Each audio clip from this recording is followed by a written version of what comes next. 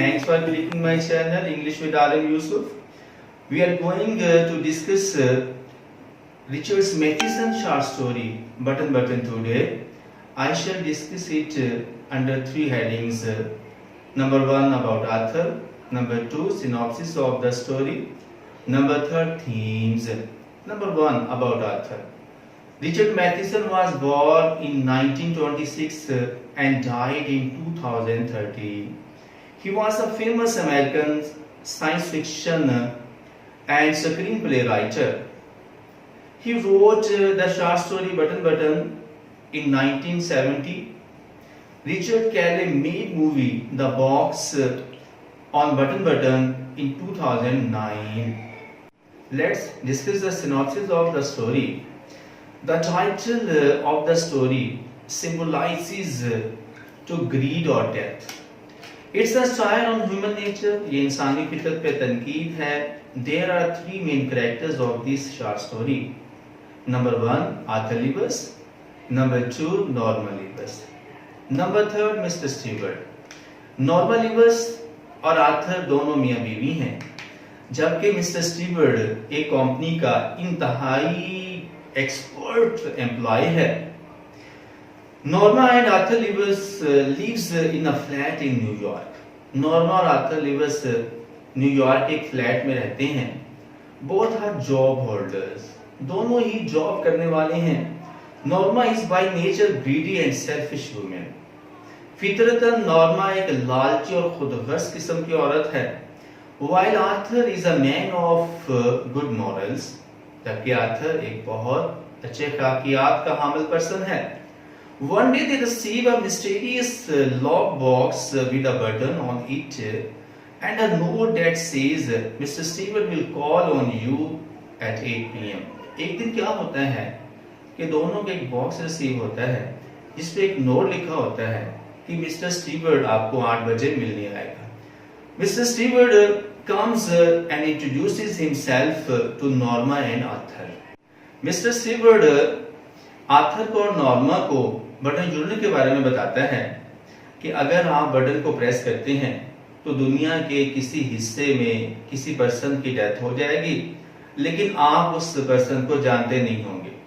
इसके रिवॉर्ड के तौर पर आपको $50,000 मिलेंगे. Arthur is not convinced with this offer. Arthur इस पेशकश से कायल नहीं होता and considers it murder. But Norma is tempted to push the button, and that's why she keeps debating it with herself and Arthur throughout the text on different occasions. इसलिए Norma text में मुख्तलिफ मौके पे Arthur को कायल करने की कोशिश करती है. वो कायल किस तरह करती है? Let's see. Maybe it's some kind of psychological research. वो कहते हो सकता है ये कोई नफ्सियाती तहकीक हो, या maybe some eccentric millionaire is doing it. हो सकता है कि कोई दौलतमंद खबती इंसान ऐसा कर रहा हो. If it's some old Chinese peasant 10,000 miles away, हो सकता है कि मरने वाला शख्स चाइना का एक बूढ़ा शख्स हो और वो 10,000 मील के फासले पे रहता हो. Some diseased native in the Congo, हो सकता है कि मरने वाला शख्स वो हो जो कि कांगो का रहने वाला बीमार शख्स हो. Maybe they doing it some research project for checking the response of the people. हो सकता है कि वो किसी तहकीकी मंसूबे पे काम कर रहे हो और जानना चाहते हो कि लोगों का रिस्पॉन्स क्या होता है. She also tries to pursue her husband like this. वो अपने शौहर को इस तरह से भी कायल करने की कोशिश करती है. I am simply trying to indicate you that, मैं आपसे सादा अंदाज में कहना चाहती हूँ, I would like for us to go to Europe. मुझे ये बात पसंद है कि हम यूरोप के लिए सैर के लिए जाएं. Like for us to have a cottage on the island. मुझे ये पसंद है कि जजीरे पे हमारा घर हो. Like for us to have a nicer apartment. मुझे बात पसंद है कि हमारा उम्दा घर हो. नाइसर फर्नीचर, उम्दा फर्नीचर हो. नाइसर क्लॉथ, अच्छे कपड़े हो. एंड अ कार, और एक कार भी हो. लेकिन आर्थर इन सारी बातों को सुन के, इन दलाइल को सुन के उससे मुत्तफिक नहीं होता, उससे डिसएग्री करता है और उसे खाने के टेबल पे छोड़कर जॉब पे चला जाता है। जॉब पे जाने के बाद नॉर्मा क्या करती है, नॉर्मा उठती है and she takes a package from the bottom cabinet, और वो अलमारी के निचले खाने से पुश बटन यूनिट वाला बॉक्स उठाती है। उठाने के बाद बॉक्स में से पुश बटन यूनिट निकालती है और लिफाफे में से चाबी निकालती है और उस ग्लास ड्रम नुमा पुश बटन यूनिट को टेबल पर रखती है।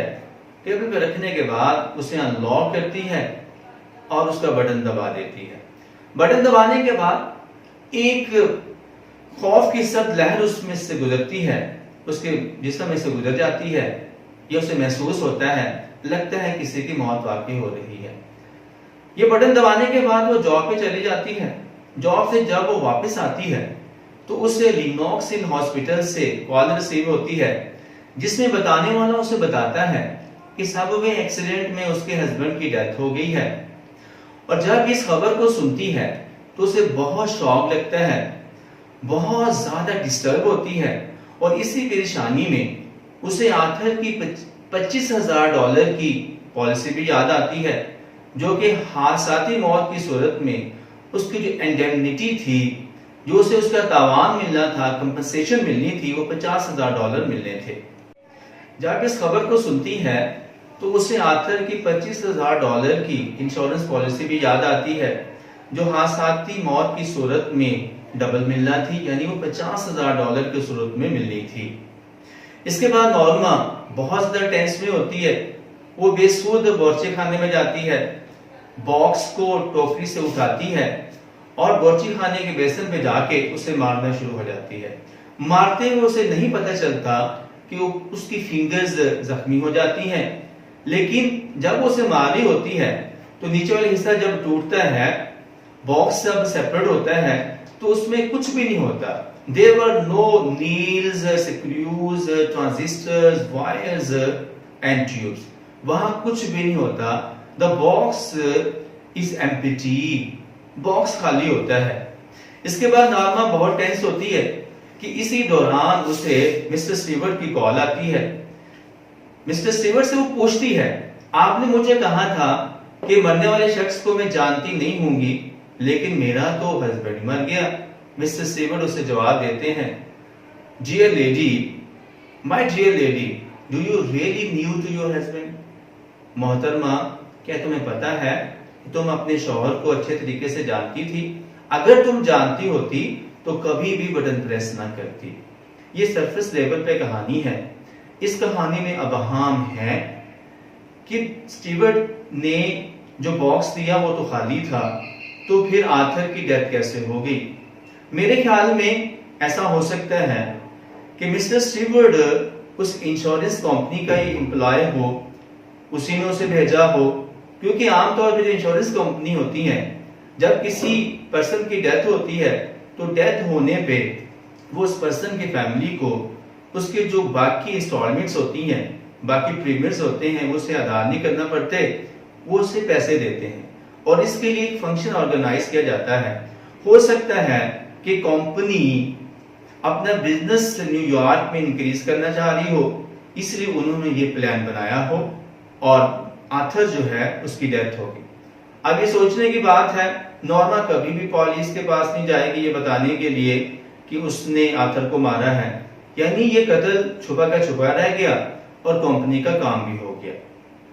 आइए देखते हैं इस कहानी का थीम क्या है। इस कहानी का थीम ये है कि हमें अपनी ख्वाहिशात को पूरा तो करना है, लेकिन उन ख्वाहिशात को फेयर मीन्स के जरिए पूरा करना चाहिए।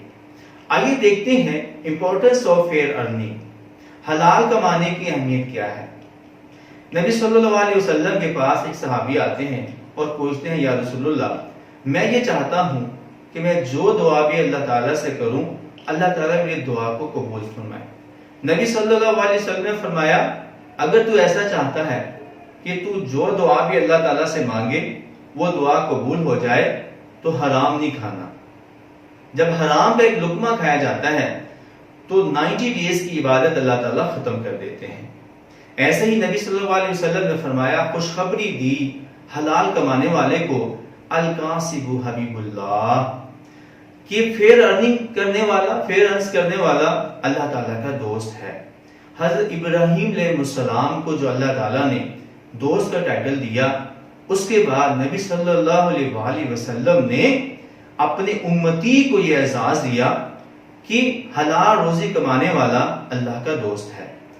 फिर नबी सल्लल्लाहु अलैहि वसल्लम ने फरमाया, रिज़्क़ हलाल का कमाना फर्ज के बाद दूसरा फर्ज है। कितनी इंपॉर्टेंस है रिज़्क़ हलाल की हमारे दीन में। आइए एक वाक़या देखते हैं हजरत अली रज़ी अल्लाह ताला अन्हा की लाइफ से, कि हजरत अली नमाज पढ़ने के लिए मस्जिद जा रहे थे। जब मस्जिद के पास पहुंचे तो आपने अपना घोड़ा जो है वो मस्जिद के गेट के साथ खड़ा किया। जब उस घोड़े को बांधा तो एक शख्स वहां पे खड़ा था। आपने फरमाया, यार ख्याल करना, मैं वापस आता हूं। जब हजरत अली नमाज पढ़ के बाहर आए अपने साथियों के साथ, देखा घोड़ा तो था, उसकी सैडल नहीं थी, उसकी ज़ैन नहीं थी। हजरत अली ने फरमाया, जब मैंने नमाज पढ़ी तो मैंने सोचा था कि इस शख्स को जिसने मेरे घोड़े की रखवाली की है, जो रखवाली कर रहा है, मैं उससे इसका रिवॉर्ड दूंगा, कुछ पैसे दूंगा। लेकिन ये शख्स जो है मेरी ज़ैन चोरी करके चला गया। अल्लाह ताला ने उसको रिस्क देना था, लेकिन ये रिस्क वो नाजायज तरीके से हासिल करे। ये बात ज़हन में रहे। अल्लाह ने हमें पैदा फरमाया है और उसने हमारे रिस्क की जिम्मेदारी ली है। रिस्क का पहुंचाना जब तक इंसान की आखिरी सांस तक, जब तक वो अपने नसीब का रिस्क खा नहीं लेगा, उससे मौत नहीं आ सकती। आइए इस अहमियत को नबी सल्लल्लाहु अलैहि वसल्लम के खितबा हिज्जतुल विदा के खिताब में से देखते हैं कि नबी सल्लल्लाहु अलैहि वसल्लम ने फरमाया, तुम पे तुम्हारे भाई का माल और इज्जत हराम है। ना तुमने नाजायज तरीके से उसका माल खाना है और ना ही उसकी इज्जत को नुकसान पहुंचाना है। ये था आज का हमारा बटन का सिनॉप्सिस का लेक्चर। इंशाल्लाह फिर मुलाकात होगी इस चैप्टर की ट्रांसलेशन के साथ, जो इंशाल्लाह इससे भी दिलचस्प अंदाज से होगी। तब तक अल्लाह हाफिज।